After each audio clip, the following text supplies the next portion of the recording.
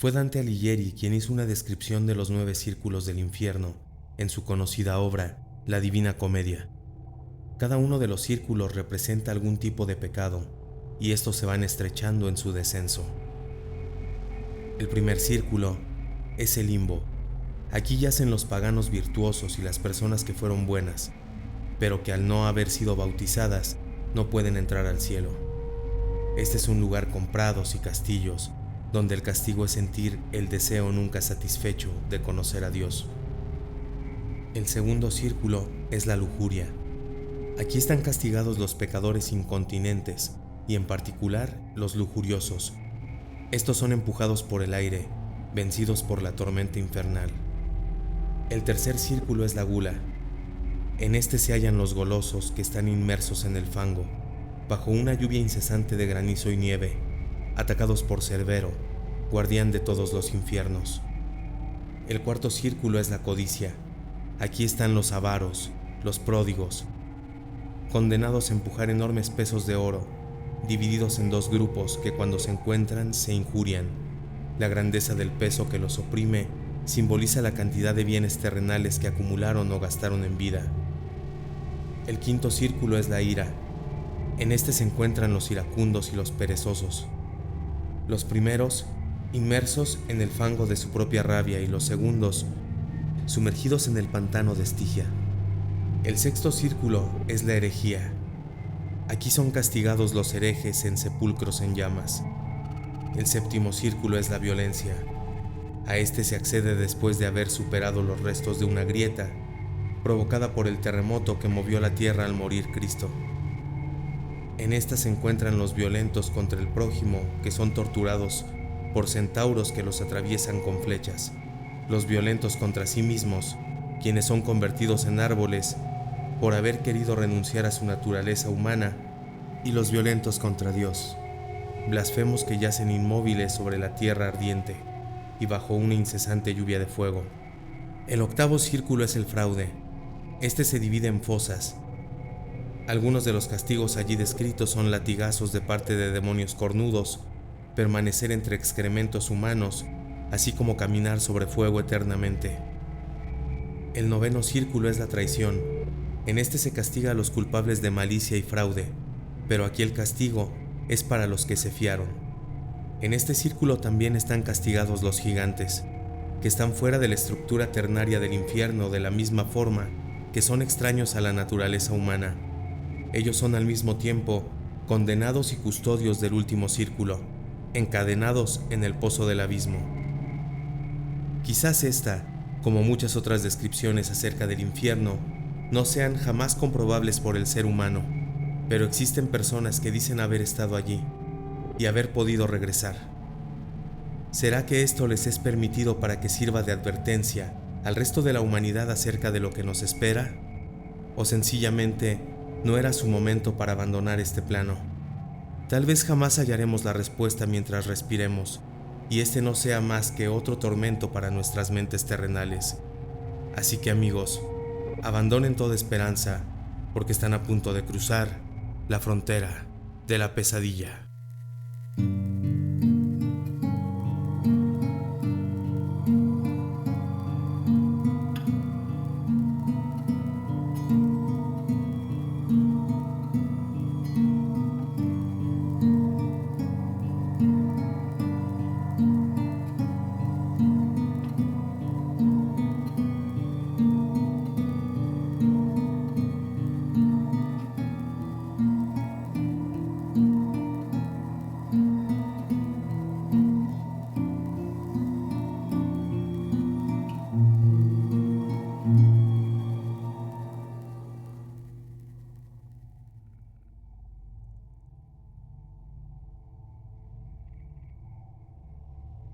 Hace aproximadamente 6 años, mi padre sufrió un derrame cerebral a consecuencia de un paro cardíaco. El tiempo transcurrido desde el incidente hasta recibir atención médica trajo consigo complicaciones, haciéndolo caer en coma. Lo que estoy por compartirles es lo que tiempo después mi padre me compartió. Durante este periodo en que estuvo en coma, fue testigo de tormentos indeciblemente crueles, y este es su testimonio. En el momento en que cayó en coma, lo primero que vio fue un lugar oscuro. A su parecer, la oscuridad más profunda que haya visto nunca. Comenzó a caminar sin tener ninguna certeza de a dónde iba. Entonces vio una luz en la lejanía, similar a cuando te diriges a la salida de un túnel. Decidió seguirla. Caminó durante mucho tiempo, sintiéndose desorientado. Por esta razón, no se percató de en qué momento había salido del túnel. Cuando al fin se dio cuenta, se vio en un bosque. Las sombras lo poblaban todo. Desde el punto en donde se encontraba, pudo ver 3 cerros. En el primero podía ver una fila de personas que estaban de pie, desnudos. Sus movimientos lo hicieron pensar que se encontraban encadenados. La sensación que lo invadió en ese momento era de que no se podían mover de esa fila en la que se encontraban. Encima del firmamento que se alzaba sobre ellos, lúgubre y oscuro, había una especie de enrejado similar a las tapas de las alcantarillas. Podía ver cómo algunas personas pasaban por encima de ellos, escupiendo o saciando sus necesidades fisiológicas. Todo aquello caía sobre los que se encontraban ahí. A lo lejos pudo ver otro cerro, en el cual se hallaba un castillo, de una construcción hermosa. De este emanaba una luz resplandeciente, la única que podía verse en aquel paisaje oscuro. Las puertas de aquel castillo se abrían para dar paso a algunas personas. Estas eran vigiladas por un par de seres gigantes que también se hallaban desnudos. Cuando estos les negaban el acceso a las personas, eran enviadas al último cerro. De este emanaban gritos horribles, alaridos desgarradores, llantos de legítimo dolor. Nuevamente no se dio cuenta de cómo llegó a incorporarse a la fila, que avanzaba lentamente. Ahí se percató de algo realmente perturbador, y es que en ese sitio había niños. Permaneció en esta fila durante mucho tiempo, hasta que, al fin, cuando casi llegaba a la puerta, escuchó una voz en su interior, acallando todas las voces que lo aturdían. Mi padre sabe que no lo puede demostrar, pero tiene la certeza de que era Dios quien le hablaba. La vibración de su voz era distinta a cualquier otra que hubiese escuchado hasta ese día. Esta le dijo que aún no era su momento, que aún tenía cosas por hacer y que pronto iba a salir de allí. Entonces mi padre parpadeó y acto seguido pudo verse en otro lugar. Este era una especie de cloaca. Toda la suciedad que caía de aquella especie de tapa de alcantarilla embadurnaba a las personas de aquella inmundicie, mientras tenían relaciones sexuales con seres realmente desagradables. Entre ellos había seres deformes, una especie de monstruos, algunos con alas parecidas a las de los murciélagos, otros con cornamentas enormes, hombres y mujeres sin rostro, y con los cuerpos descarnados, realizando todo tipo de atrocidades. Él aún no estaba inmerso en esta situación.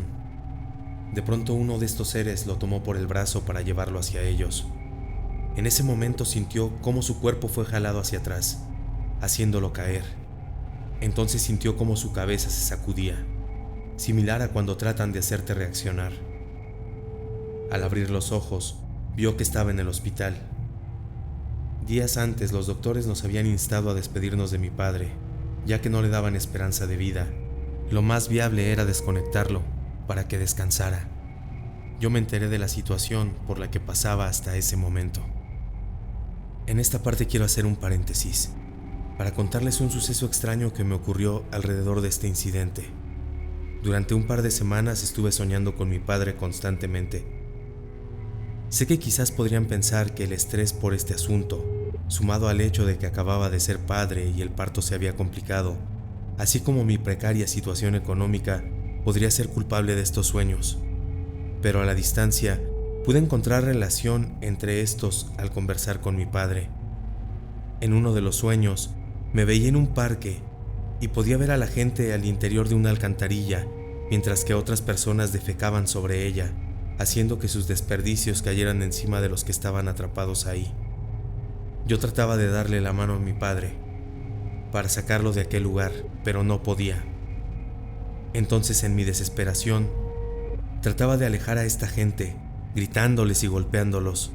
En dado momento, mi padre me pidió que lo dejase en paz, que él podía salir de eso, porque aún no era su momento.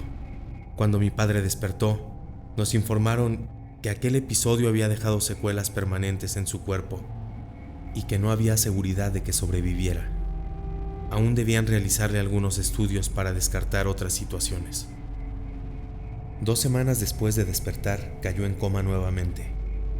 Me contó que en este lapso volvió a verse en una fila, pero en esta ocasión podía ver una especie de escritorio de piedra en el cual había una persona sentada que parecía hacerle preguntas a los que se hallaban ahí.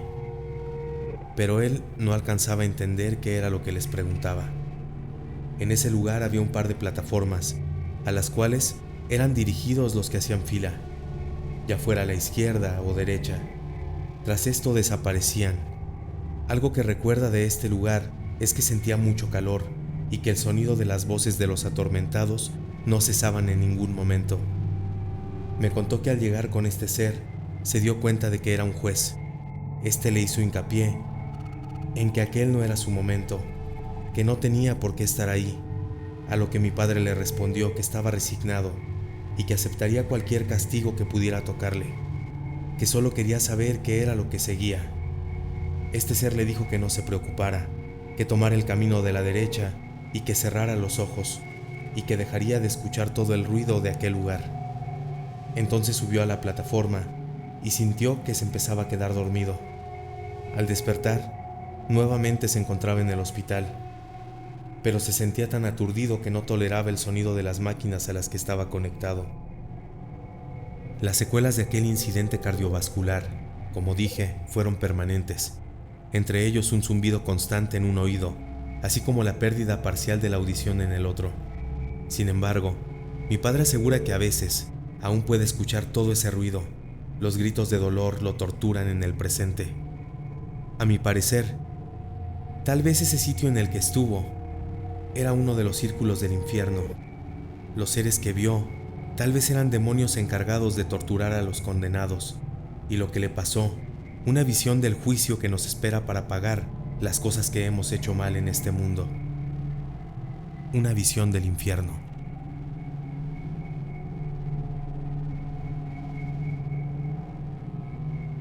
Al parecer en esta ocasión hemos sido testigos de la descripción de la antesala del infierno. Seguramente la ciencia tendrá alguna respuesta lógica, entre comillas, acerca de lo sucedido durante el estado de coma. Pero creo que es claro que nadie más que quien lo vivió podría asegurar qué es lo que ocurre realmente en este estado. Lo que opinamos los testigos son meras elucubraciones. Este caso guarda reminiscencias con otros en los que se vuelve del estado cercano a la muerte, algunos con secuelas más severas que otras, pero ninguna pasa desapercibida en la mente de quien recorrió ese sendero oscuro. Por nuestra parte, es todo por esta noche. Este es un cromo más para el álbum de horrores que están ayudándonos a crear. En este sentido, queremos recordarles que, si tienen alguna historia que quieran compartirnos, pueden hacerlo a través de nuestras redes sociales. Ha llegado el momento de cerrar esta sesión espiritista. No olviden que en cualquier momento, ustedes también pueden encontrarse en la línea que divide el mundo de lo real, de la frontera, de la pesadilla.